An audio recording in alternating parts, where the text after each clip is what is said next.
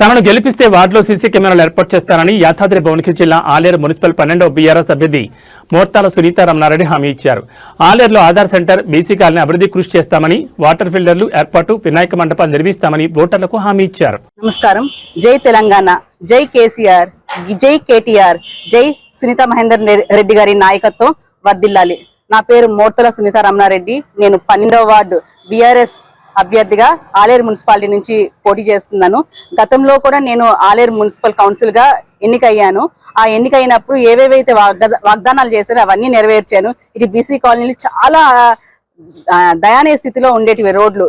దానికి 102 ట్రిప్పుల మొరం అన్నది మా యొక్క సొంత నిధులతో మొరం తెప్పించి వాటిని మొరం పోసి ఒక రకమైన రూపురేఖలు అన్నవి తీసుకున్నాము.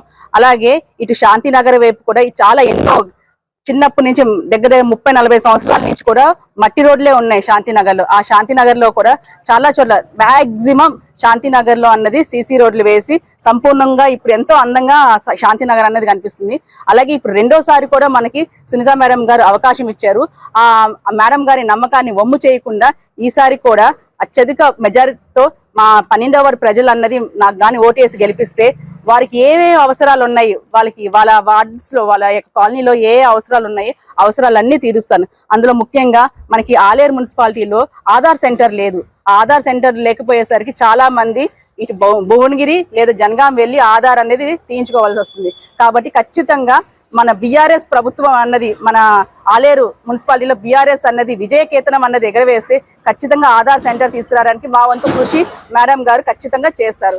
అలాగే చాలా చోట్ల మా 12వ వార్డులో సీసీ కెమెరాలు లేవు. ఖచ్చితంగా మేమన్నది దాతల సహకారం లేదా మా సొంత నిధులతో అన్ని వార్డులలో అంటే అన్ని కాలనీలో మా 12వ వార్డులో ఖచ్చితంగా సీసీ కెమెరాలు అన్నవి వేయిస్తాం. ఇటు వాటర్ మనకి ఖచ్చితంగా కావాల్సిందండి వాటర్ ఫెసిలిటీ. రోజుకి 20 రూపాయలు 30 రూపాయలు పెట్టి వాటర్ క్యాన్ అందరూ కొనుక్కుంటున్నారు.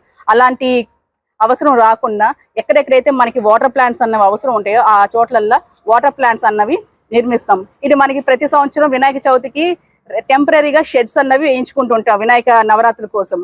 ఆ వినాయక నవరాత్రుల కోసం ప్రత్యేకంగా పర్మనెంట్ గా మనకు కానీ ఆ కాలనీలో యువత అన్నది ముందుకొచ్చి ఒక స్థలాన్ని అన్నది కేటాయిస్తే ఆ ఏరియాల్లోని ఖచ్చితంగా పర్మనెంట్ వినాయక మండపాలు అన్నవి కట్టిస్తాం.